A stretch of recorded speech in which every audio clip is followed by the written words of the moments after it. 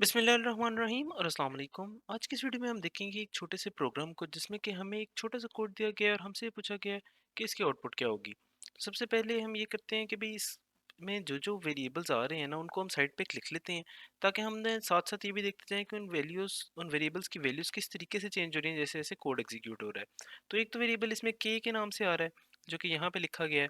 तो इस वेरिएबल को हम यहाँ पे लिख लेते हैं कि भाई के एक वेरिएबल है, इसकी वैल्यू हम देखेंगे। ठीक है, इसके अलावा हम ये करते हैं कि आउटपुट की स्क्रीन साथ बना लेते हैं।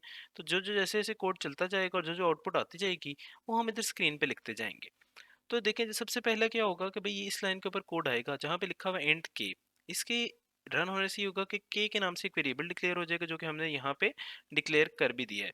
ठीक है, अब हम देखते जाएंगे आगे कि इसकी वैल्यूज कैसे कैसे चेंज होंगी। तो इसके बाद जो है ना हम अगली लाइन पे कोड चला जाएगा जो कि इसमें लिखा हुआ है फॉर लूप है एक।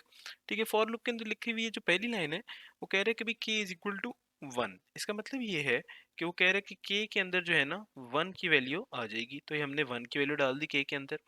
इसके बाद जो है आगे दो कंडीशंस दी हुई हैं, एक ये कि के लेस देन इक्वल टू 5 होना चाहिए और दूसरा ये कि हर बार को लूप जो है वो के को एक बार इंक्रीमेंट करेगा जब जब लूप चलेगा। ठीक है, इंक्रीमेंट करने का मतलब ये के प्लस प्लस का मतलब ये है कि आप ये कह रहे हैं कि के इज इक्वल टू के प्लस 1 हो जाएगा जब जब लूप चलेगा। ठीक है, अब हमें ये पता है कि लूप जब भी चलता है तो वो 3 स्टेप्स में चलता है। वो 3 स्टेप्स अब क्या होते हैं? वो 3 स्टेप्स हमें पता है कि ये होते हैं कि भाई सबसे पहले जो है वो कंडीशन चेक होती है। ठीक है, उसके बाद अगर ये कंडीशन ट्रू हो तो लूप की बॉडी में जो कुछ लिखा है वो रन हो जाता है और उसके बाद की जो भी इंक्रीमेंट की या डिक्रीमेंट की कंडीशन होती है तो वो रन होती है। इसके बाद दोबारा वो कंडीशन को चेक करने पे चला जाता है। तो सबसे पहले क्या हुआ, कंडीशन चेक हुई, उसके बाद आप लूप की बॉडी पे चले गए, लूप की बॉडी को रन करके आपने इंक्रीमेंट किया और वापस आप चेक करने लग गए कि अब कंडीशन जो है इस टाइम पे ट्रू है या नहीं। इसी तरीके से जो है ये वाला कोड भी एग्जीक्यूट होगा और इसके एग्जीक्यूशन को भी हम इसी तरीके से देखेंगे। तो सबसे पहले हम देखते हैं कि भाई यहाँ पे हमने देखा कि भाई अभी जो है ना के की वैल्यू है 1। कंडीशन चेक होगी तो ये कहेगा कि क्या 1 इज लेस देन और इक्वल टू 5।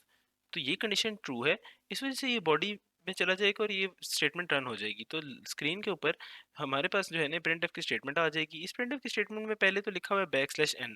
तो हमारा कर्सर शुरू में इस जगह के ऊपर होगा। तो चूंकि बैकस्लैश n आ गया तो पहली वाली लाइन खाली रह जाएगी और ये कर्सर जो कि है अगली लाइन में जाके सेकंड लाइन में जाके लिखेगा कि आई एम अ स्टूडेंट। तो इस तरीके से कुछ सेकंड लाइन में लिखा आ जाएगा। और इसके बाद जो है कि हम चले जाएंगे आगे के की वैल्यू की इंक्रीमेंट होने पे। के की वैल्यू जब इंक्रीमेंट होगी तो के की वैल्यू 1 से क्या हो जाएगी, 2 की।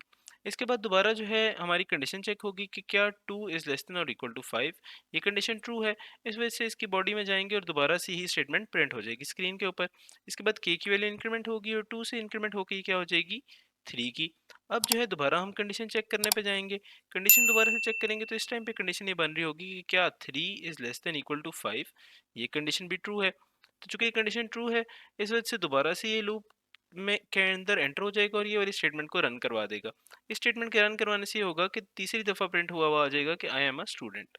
इसके बाद के की वैल्यू फिर से इंक्रीमेंट होगी और के की वैल्यू हो जाएगी अब 5 की, 4 की सॉरी। जब के की वैल्यू 4 की हो जाएगी तो ये कंडीशन भी चेक होगी कि क्या 4 इज लेस देन और इक्वल टू 5। ये कंडीशन इस टाइम पे ट्रू है। चूंकि ये कंडीशन ट्रू है तो इस वजह से दोबारा से हमारी बॉडी रन हो जाएगी और स्क्रीन के ऊपर लिखा आ जाएगा कि आई एम अ स्टूडेंट। अब जो है हमारे पता है कि भाई के की वैल्यू जो कि है 4 से क्या हो जाएगी, चेंज होकर इंक्रीमेंट हो जाएगी और इंक्रीमेंट होकर हो जाएगी 5 की। जब के की वैल्यू हो जाएगी 5 की तो उस टाइम पे दोबारा ये कंडीशन चेक होगी कि क्या के की वैल्यू लेस देन और इक्वल टू 5 है। अब लेस देन वाली कंडीशन तो ट्रू नहीं है लेकिन इक्वल टू वाली स्टिल ट्रू है और हम ये पढ़ते हैं कि लेस देन और इक्वल टू, इस वजह से ये कंडीशन ट्रू हो जाएगी क्योंकि 5 इक्वल टू 5 तो है। और बॉडी में दोबारा चले जाएंगे और बॉडी के अंदर जो भी लिखा हुआ है वो रन हो जाएगा जिसकी वजह से स्क्रीन पे पांचवी दफा लिखा हुआ आ जाएगा कि आई एम अ स्टूडेंट। ठीक है, इसके बाद जो है ना के की वैल्यू फिर से इंक्रीमेंट होगी। के की वैल्यू 5 थी, अब इंक्रीमेंट होके हो जाएगी 6 की और फिर से कंडीशन चेक होगी। तो कंडीशन जब चेक होगी तो लिखा आएगा कि क्या 6 लेस देन इक्वल टू 5 है। अब ये कंडीशन यहाँ पे जो है ये हो गई है फॉल्स क्योंकि 6 लेस देन इक्वल टू 5 नहीं है, 6 तो ग्रेटर देन है और इक्वल भी नहीं है। तो इस वजह से ये कंडीशन फॉल्स हो जाएगी। चूंकि ये कंडीशन फॉल्स हो गई है इस वजह से हम फॉर लूप की बॉडी में एंटर नहीं होंगे बल्कि उसको आगे उस स्किप करते हुए उससे अगली वाली स्टेटमेंट पे चले जाएंगे। तो उसके अगली वाली स्टेटमेंट के अंदर लिखा हुआ है कि हमने स्क्रीन पे प्रिंट एफ की एक स्टेटमेंट है जिसके ऊपर लिखा हुआ है कि बैक स्लैश एन और गुड बाय। तो अगर कर्सर हमारा यहाँ पे था पहले, लास्ट जब हमने उसको छोड़ा था, तो अब बैक स्लैश एन इसको अगली लाइन के ऊपर ले जाएगा और यहाँ पे आ जाएगा तो इस वाली लाइन के अंदर प्रिंट हुआ हुआ आ जाएगा गुड बाय। तो हम ये वाली लाइन जब रन होगी तो इस तरह स्क्रीन के एंड पे लास्ट पे गुड बाय लिखा हुआ आ जाएगा।